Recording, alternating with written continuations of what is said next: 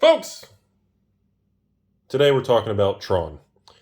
Tron is the slang word of, we have a Rudy book here, Antiquities, one of I think 6. This entire binder, covered in dust, is literally nothing but Tron lands. That's all it is. It's literally, to give you an idea, it is massive. This is just my Antiquities, non-complete sets, non-graded, raw, regular Tron lands, okay?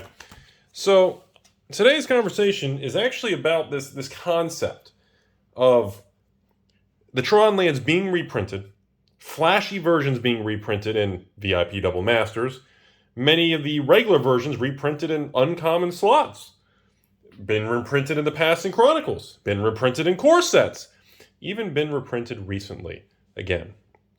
Just like, similar to like a Mishra's Factory. That's a kind of a different one, but just the Trons themselves. So a couple of ground rules and basic things for everybody to learn right out of the gate here. So understand a few things of just what these are. So of course, the Tron lands on the original version, you have different arts.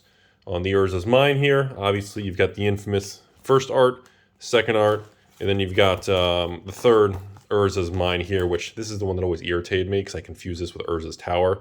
When I play against it from an opponent, I was always think these are the Urza's Tower, which obviously the Urza's Towers are back there. But so there's 3 different art variants. Nowadays, when they reprint Tron lands, they're only printed with a single artwork. And of course, they have never, at least to this day, reprinted the Tron lands with the original artwork in modern times. Now, back in this day, with all these art variants, which is a very popular thing in this era, and of course very, very, very popular in Fallen Empires and Homelands era, which turned out to be not a wise move because it was very confusing to new players and, you know, trying to get used to recognizing cards, and it just wasn't a smart thing to do.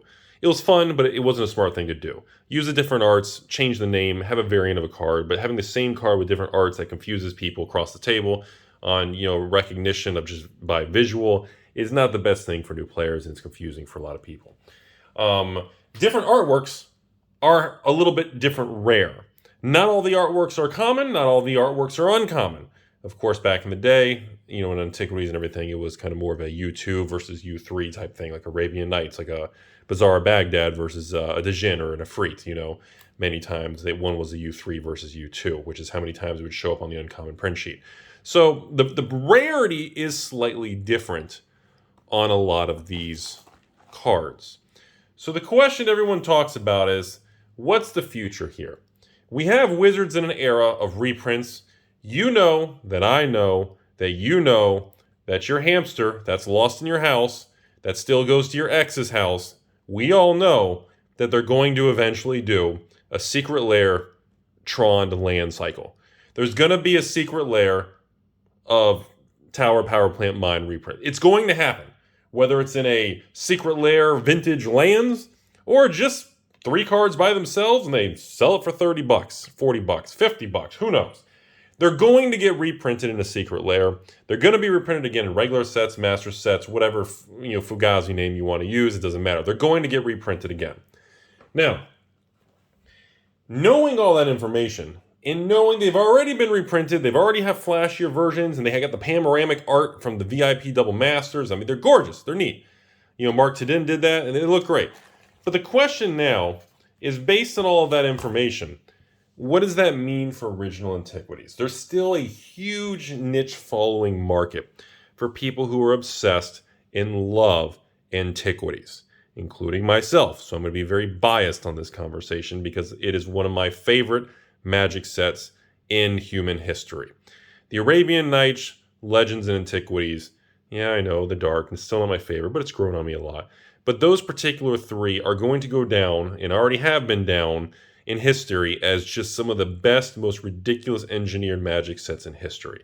And I've stood by that for many years. I was obsessed with them, always wanted them as a kid, and finally have them as an adult, or an old fart now that I am. And I don't think that it can ever be replaced. It's similar to many other collectibles and industries. It's similar to crypto. You know, even if Ethereum overtakes Bitcoin and something happens with some other coins and the shakeup in the world happens, Bitcoin was the original. In Magic, the ABU Four Horsemen sets were the original. No matter what happens, you can never, it's very difficult to change that. It's very resistant to that change.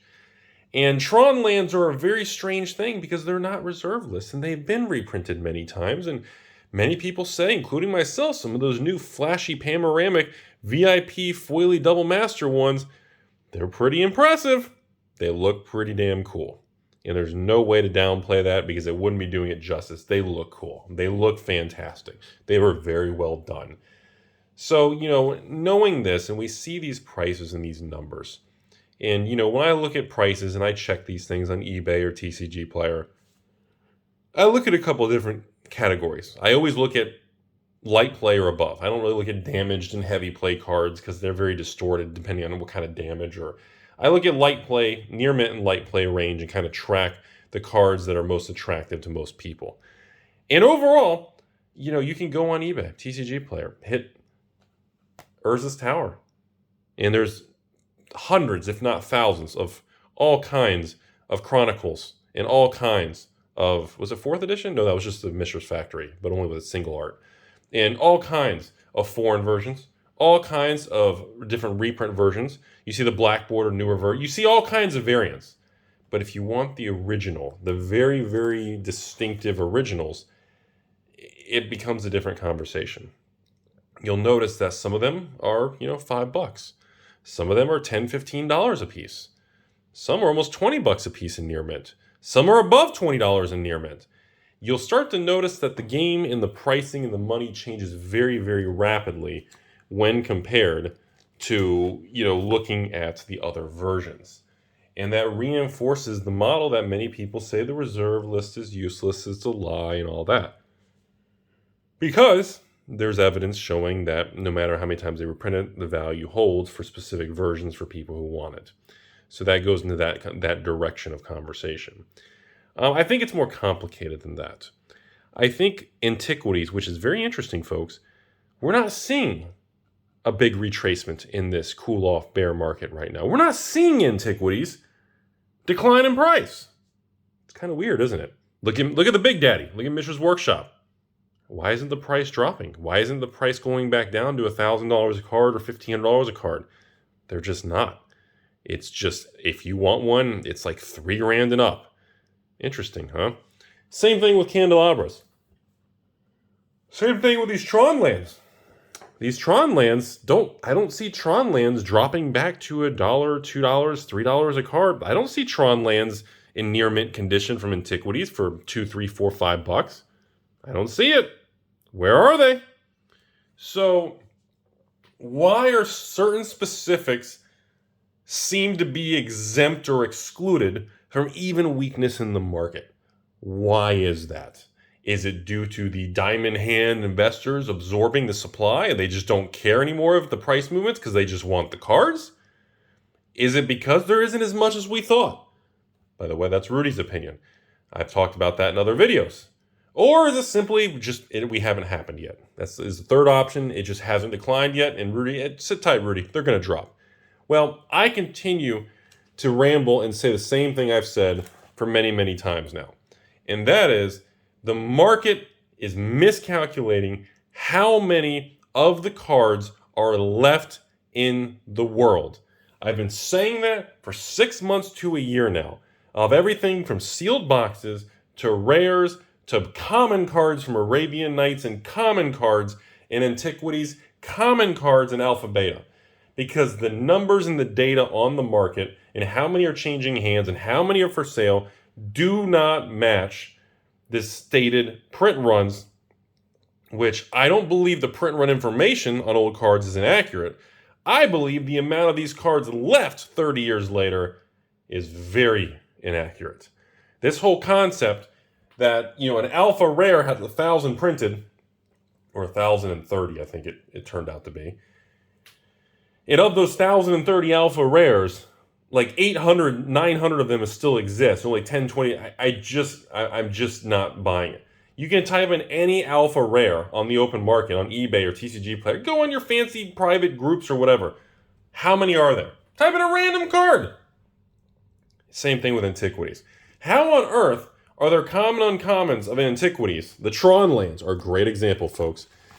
Tron lands, there's supposed to be a ton of them. Now I understand, people who build decks around them, they tend to buy a lot of these. It's not something you buy one of each art. You tend to buy play sets of each art. I get that, seriously.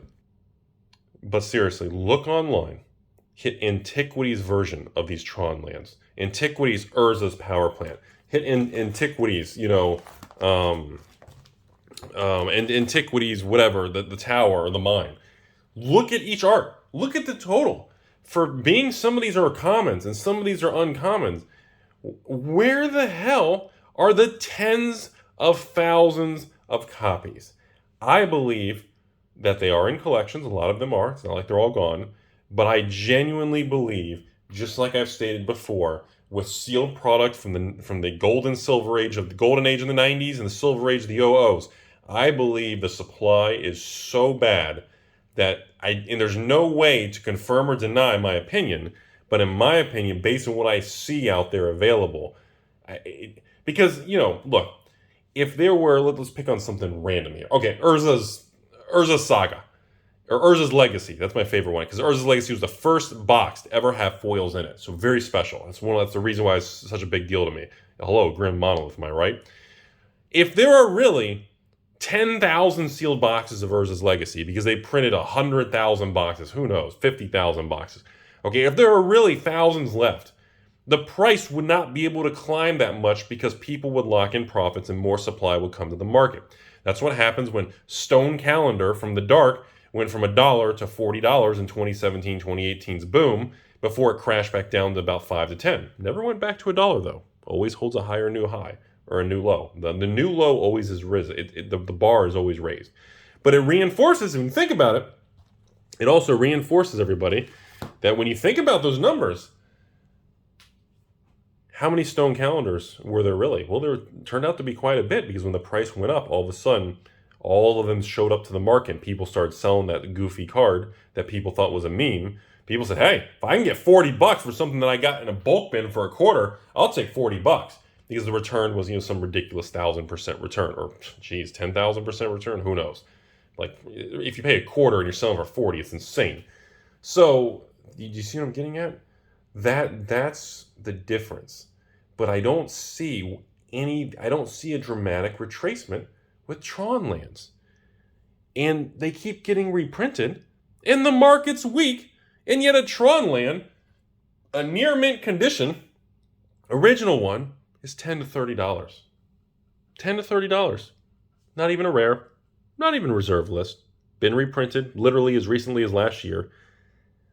And that's what really bends the brain. That's what really makes it confusing, because when you think about this stuff, we all have assumptions on certain print runs and quantities and how many is left in the world. And when you have all these opinions, you would think that you would be able to see these things, a lot of them available. If there were 20, 30,000 Mishra's workshops, and they're $3,000 to like $10,000 a card now, if they're 3,000 plus a card, and there's 20, 30,000 copies of Mishra's Workshop, how come I go on eBay and there's like 8 for sale? Or maybe 10, right? It changes every day. There's 5 to 15 for sale, of which half of them look like they've been bitten by a hamster and gone through a washing machine, and they're half destroyed. They're ridiculous condition. Where are the other 29,000 copies? So, and I think it's interesting when you look at Tron lands, how special they are in Modern, and how special they are even in people playing vintage decks, and how special they are in just even being reprinted recently, and how people really enjoy them. Even the newer versions, they don't look like this. They don't have the feel of this. They don't have the specific colors and specific contrast and the specific look of these very old ones. But, people still connect with them, and they're still special. And that's why, based on this information, when I look at cards like this and I think about cards like this, that's the reason why I continue to be obsessed with them, like my whole life. Because the downside is very limited, and the upside is pretty substantial. And that's the difference in what a professional looks at versus like what a Timmy would look at. A Timmy just says, dude, if I buy these 1 cent, 2 cent mystical archives, and they go to 10 cents. Dude, I'm going to make millions. Okay. But I see something that the supply is so insane, and there's so many in every pack and this and that. The upside potential is limited. That's the problem. And then if you buy into a mystical archive that's already $5, the downside, that $5 can easily go to 4, 3, 2, 1, especially as reprint waves continue to hit the market, because StrixHaven Draft and StrixHaven Set are going to be print to demand over the next 12 to 15 months. So the substantial risk of price erosion is very high on the scale, which means the upside growth is extremely limited. That type of teeter-totter is scary. But a teeter-totter like this, where literally the cards, like seriously, a near mint Urza's Tower, for if you put $10 in a near mint Urza's Tower, okay, how much downside do you really have on a card from 1994? Huh? Seriously, think about it. 1994, all the way to 2004, all the way to 2014. We are what, 2-3 years away from 30 years old. What kind of downside of that $10 bill do you really have? Because in my eyes, I think the worst case bear market scenario, I'm talking the world ends, virus 2.69 comes back, quarantine, everyone's back in a basement, you can't spray bleach on your magic cards, whatever thing the world's going to do. Who knows? Who cares? Can't stress about that negativity. No matter what happens, what's going to happen? $10 card, what's it going to do? Go down to $5, $6, $7, $8? What's the worst case? What? Goes down maybe 20, 30%? Maybe to $7? So the worst case Black Swan event is like a 30% decline. Okay? The most likely event is continued slow appreciation. $10 card to 11, to 12, to 13. The normal Rudy 5 to 9% annual appreciation. My goal is always 8% a year. And I think that's so easily obtainable in stuff like this. It's perverted. And of course, the bull case of everything goes to the moon, a $10 card like this can go 20, 30, 40, 50. There are still people out there to this day that believe every alpha basic land should be over $100. Every beta basic land should be $50 to $100. Every Tron land should be $50 to $100 a card. There are people out there that believe every Arabian Nights common card should be a minimum of a $20 bill. There are people out there that believe every Antiquities card, even the common bulk cards, should be $5, $10 a card minimum. And stuff like that is so ridiculous sounding, but now I go online and I hit near mint on TCG Player and I hit show me the cheapest Arabian Night card that's actually near mint, that's actually pack fresh. And guess what? Those numbers aren't far off anymore, which is goofy sounding. So it's a battle with yourself. It's a battle with thinking and arguing with yourself. And the problem is you can't seek much outside advice because there really is no outside advice. And the people who will try to give you outside advice probably don't know what the hell you're talking about. It's like, I don't really know everything. I've gotten a lot of things wrong. You guys know that. If you've watched me for years, you've seen me get many things right and many things wrong. That's called being normal. And, and I'm the same way. But I'm willing to go for it. And I'm satisfied and I'm okay with being wrong. And then I get up the next day and I try again. And that's the key to this stuff. And that's what you really have to do. You got to really put a lot of thought in this stuff because they're not just ink on paper where they're all worth a penny a card. Well, unless it's mystical archives. But you really have to step back and you really have to ask a lot of the tough questions of why cards are priced the way they are, and what are all the potential outcomes, what are all the forks in the road, and really what does it mean long term. And that's the only real way. And it is healthy sometimes to bounce ideas off someone you trust, not the internet, not the comment section, not a message board or a Reddit group with everyone who's, PhDs, lab coats, scholars, and ivory towers. You gotta talk to someone that you really trust to be unbiased and give you an honest answer. That's the difference between the internet and bad information and someone who will give you and tell you how it is. They'll tell you the information even when you don't want to hear it. And that's tough to get nowadays. And that's why you've got to really work with yourself to figure out what you want to do. And if you're wrong, it's not that big a deal. You learn from it and you start over the next day and you go after it again. Have a great day, everybody. Giggity.